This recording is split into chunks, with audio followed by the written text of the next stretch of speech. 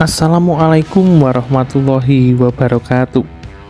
Om Swastiastu, Namo Buddhaya, salam kebajikan, salam sejahtera bagi kita semua. Dalam video kali ini, saya akan membahas materi sejarah Indonesia tentang perjuangan menghadapi ancaman disintegrasi bangsa, yaitu dari kurun waktu 1945 sampai dengan tahun 1965.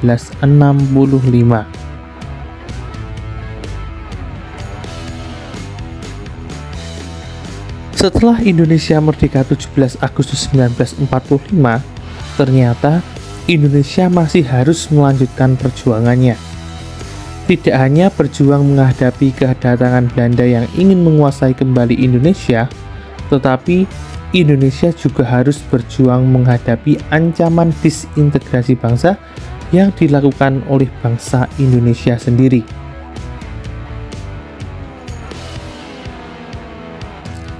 Sebelumnya, apakah itu integrasi bangsa dan apa itu disintegrasi bangsa? Integrasi bangsa merupakan upaya penyatuan berbagai perbedaan seperti kelompok, budaya, suku, dan lain sebagainya dalam suatu wilayah sehingga membentuk kesatuan. Sedangkan disintegrasi bangsa adalah keadaan tidak bersatu padu, menghilangnya keutuhan atau persatuan, serta menyebabkan perpecahan suatu bangsa.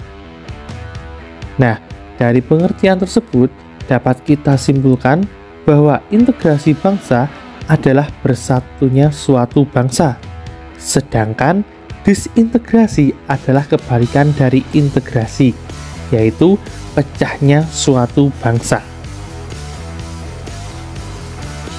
Selama kurun waktu dari tahun 1945 sampai dengan tahun 1965, Indonesia mengalami berbagai peristiwa konflik yang disebabkan oleh ancaman disintegrasi tersebut.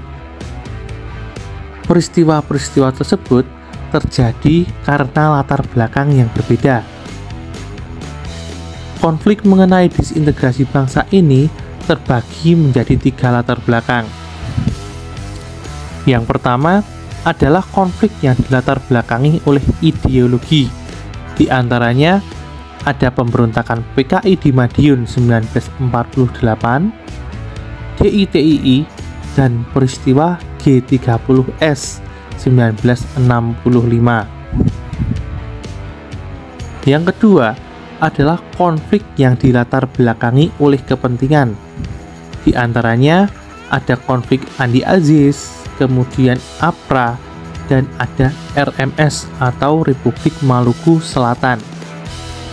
Dan konflik yang ketiga adalah konflik yang berkaitan dengan sistem pemerintahan. Di antaranya ada PRRI Permesta. Yang akan kita pelajari pertama adalah konflik yang dilatar belakangi oleh ideologi. Pemberontakan PKI Madiun 1948. Dalam perjanjian Renville, Indonesia diwakili oleh Amir Syarifuddin. Perundingan tersebut sangat merugikan pihak Indonesia, sehingga setelah itu Amir Syarifuddin diturunkan dari jabatannya sebagai Perdana Menteri Indonesia. Setelah diturunkan, Amir Syarifuddin lalu membentuk Front Demokrasi Rakyat atau FDR, yaitu kesatuan dari partai-partai berhaluan kiri atau komunis. Partai-partai tersebut diantaranya Partai Komunis Indonesia atau PKI, Partai Sosialis Indonesia, dan Partai Buruh Indonesia. Selanjutnya datanglah Musso, seorang tokoh PKI yang lama menetap di Uni Soviet, kemudian pulang ke Indonesia dan kemudian menyatakan diri bergabung dengan FDR pimpinan Amir Syarifuddin tadi. Mereka berdua pun berencana untuk menggulingkan kabinet Hatta dan mendirikan negara sosialis Indonesia yang akan dipusatkan di Madiun. Musso akhirnya memproklamirkan Republik Soviet Indonesia di Madiun pada 18 September 1948. Indonesia tidak tinggal diam. Pemerintah Indonesia kemudian melakukan upaya penumpasan dengan cara militer yang diberi nama Operasi Militer 1 atau GOM 1 yang dipimpin oleh Kolonel Gatot Subroto dan Kolonel Sungkono. Operasi militer ini berhasil menangkap Amir Syarifuddin dan Musso. Sebagian anggota PKI yang lolos kemudian melarikan diri ke berbagai daerah. Melalui operasi militer ini, pemberontakan PKI Madiun 1948 berhasil ditumpas. DITII atau Darul Islam, Tentara Islam Indonesia. Pemberontakan DITII terjadi di berbagai daerah di Indonesia, di antaranya di Jawa Barat, Jawa Tengah, Sulawesi Selatan, Kalimantan Selatan, dan Aceh. DITII Jawa Barat berawal dari perjanjian Renville yang mengharuskan tentara Indonesia yang berada di dalam garis demarkasi Van Mook harus hijrah ke wilayah Republik Indonesia yang saat itu meliputi Yogyakarta, sebagian Jawa Tengah, dan Jawa Timur. Namun, tentara Indonesia yang tergabung dalam Laskar Hizbullah dan Sabilillah pimpinan Kartosuwiryo menolak untuk pindah. Ketika di Jawa Barat terjadi kekosongan kekuasaan, Kartosuwiryo memproklamirkan berdirinya negara Islam Indonesia dengan didukung oleh Tentara Islam Indonesia sebagai tentaranya pada Agustus 1948. Untuk menumpas DITII di Jawa Barat, pemerintah mengirimkan tentara divisi Siliwangi ke Jawa Barat untuk menggelar Operasi Baratayuda. Akhirnya, dengan operasi tersebut, pemberontakan DITII di Jawa Barat yang dipimpin oleh Kartosuwiryo berhasil dipadamkan. Di Jawa Tengah, pemberontakan DITII dipimpin oleh Amir Fattah dan berhasil dipadamkan karena Amir Fattah sendiri tidak mendapatkan dukungan dari warga setempat. Di Sulawesi Selatan, pemberontakan DITII dipimpin oleh Kahar Muzakar. Kahar Muzakar adalah seorang tentara yang ditugaskan untuk menumpas KGSS di Makassar. Namun, ia sendiri malah tergabung dengan KGSS dan menyatakan diri bergabung dengan gerakan DITII Kartosuwiryo. Kahar Muzakar akhirnya tewas tertembak pada operasi militer yang dilakukan oleh pemerintahan Indonesia. Di Kalimantan Selatan, pemberontakan DITII dipimpin oleh Ibnu Hajar. Ibnu Hajar adalah seorang angkatan laut di Kalimantan Selatan. Ia kecewa dengan kabar akan dibubarkannya angkatan laut di Kalimantan Selatan, sehingga ia bergabung dengan gerakan DITII Kartosuwiryo. Tetapi Ibnu Hajar berhasil tertangkap dalam sebuah pertempuran dan dihukum mati oleh pemerintahan Indonesia.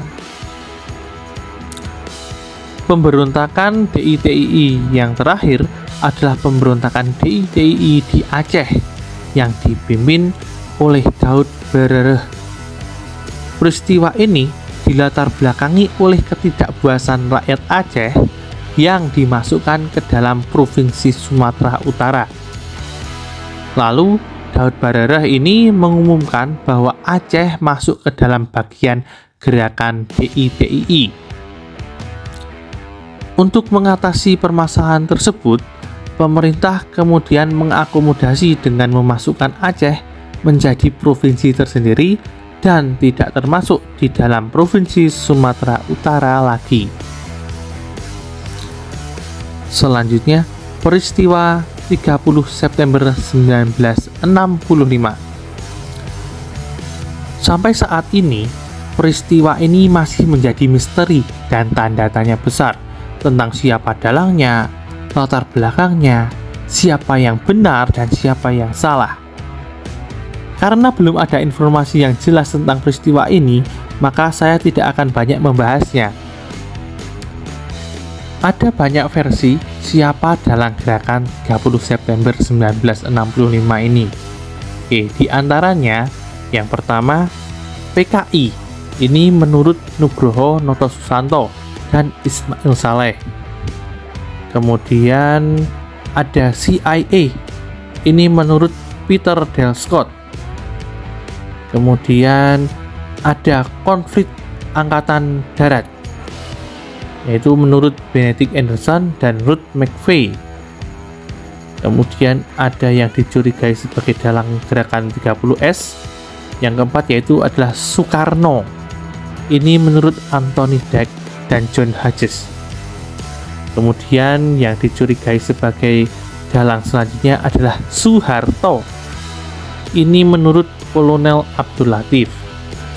Kemudian ada kudeta merangkap MPR menurut Suwoto Mulyo Sudarmo. Kemudian ada teori chaos, ini menurut John D. Leach. Dan yang terakhir, pertemuan antara kepentingan Inggris dan Amerika Serikat di Malaysia menurut Greg Walgrave. Dalam peristiwa ini terdapat 7 orang perwira TNI Angkatan Darat terbunuh. Mereka terkenal dengan sebutan pahlawan revolusi. 7 pahlawan revolusi tersebut antara lain 1. Maijen Sutoyo Siswo Miharjo. Kemudian Legend R. Suprapto. Kemudian Legend S. Parman. Kemudian Legend MT Haryono, Jenderal Ahmad Yani, Maijen DI Panjaitan, dan yang terakhir adalah Kapten Pierre Tendean.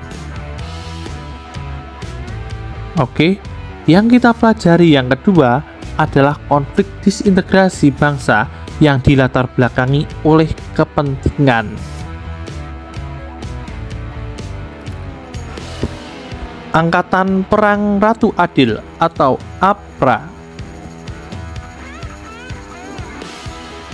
APRA adalah suatu milisi bersenjata yang dibentuk oleh Raymond Westerling dan berpusat di Bandung pada tahun 1949.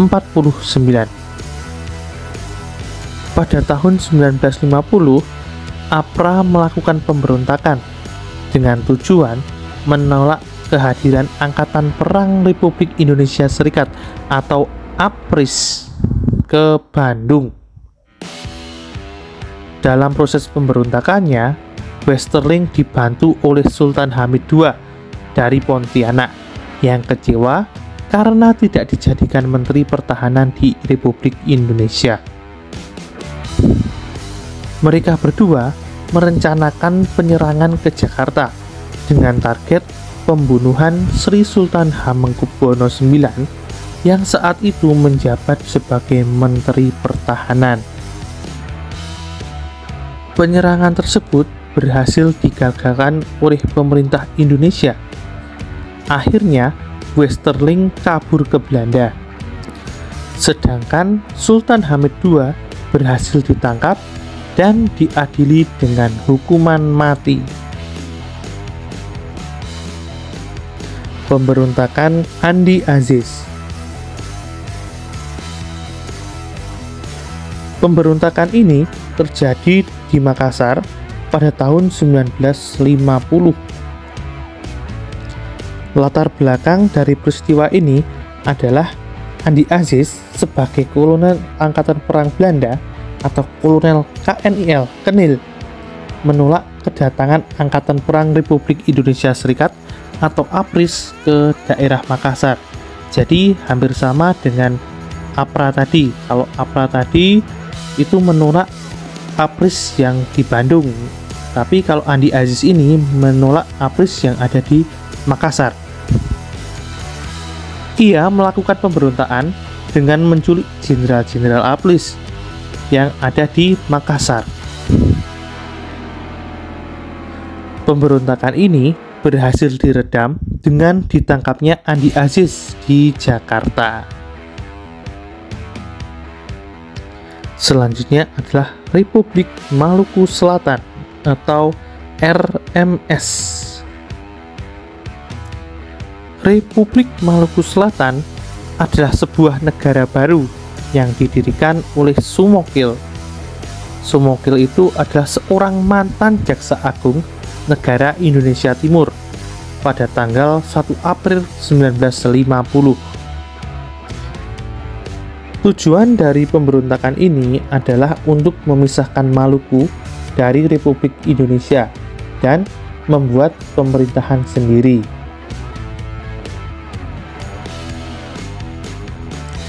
Pada awalnya, pemerintah Indonesia menggunakan upaya diplomasi untuk meredakan pemberontakan ini. Tetapi, upaya tersebut gagal. Kemudian, pemerintahan Indonesia mengambil jalur militer dan menunjuk Alex Kawilarang sebagai pemimpin operasi militer. Akhirnya, Sumokil berhasil ditangkap dan dijatuhi hukuman mati. Selanjutnya, yang ketiga, kita akan membahas konflik disintegrasi yang dilatar belakangi oleh sistem pemerintahan yang berlaku pada saat itu.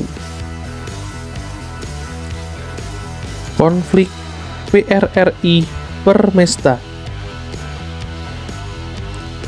PRRI Permesta merupakan sebuah gerakan yang terjadi di Sulawesi dan di Sumatera yang disebabkan oleh ketidakpuasan Angkatan Darat mengenai kesejahteraan Angkatan Darat yang berada di pulau-pulau tersebut.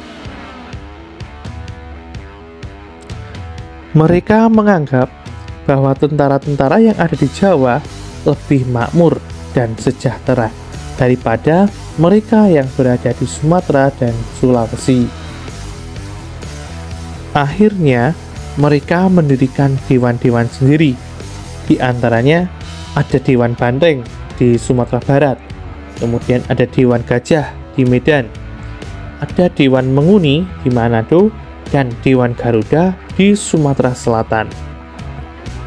Tugas dari dewan-dewan tersebut adalah merebut kekuasaan di daerahnya masing-masing. Pada 19 Februari 1958, Ahmad Hussein menyatukan dewan-dewan tersebut dalam sebuah pemberontakan yang disebut dengan Pemerintahan Revolusioner Republik Indonesia atau PRRI. Di Sulawesi muncullah Perjuangan Rakyat Semesta atau yang disebut dengan Permesta sebagai dukungan dari gerakan PRRI. Oke, jadi PRRI dan Permesta ini merupakan sebuah konflik yang saling berkaitan. Jadi di Sumatera ada PRRI, kemudian nanti disusul Permesta yang ada di Sulawesi.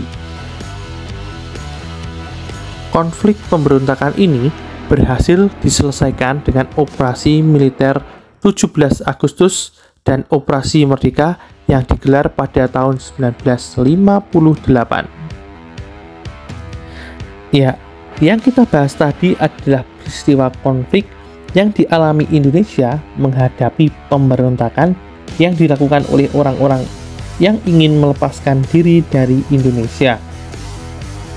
Melalui peristiwa yang kita pelajari tadi, tentunya akan menambah rasa nasionalisme kita sebagai bangsa Indonesia. Bangsa yang selalu kita perjuangkan dan kita pertahankan kedaulatannya. Jangan sampai terpecah belah karena perbedaan ideologi ataupun kepentingan orang-orang yang tidak bertanggung jawab.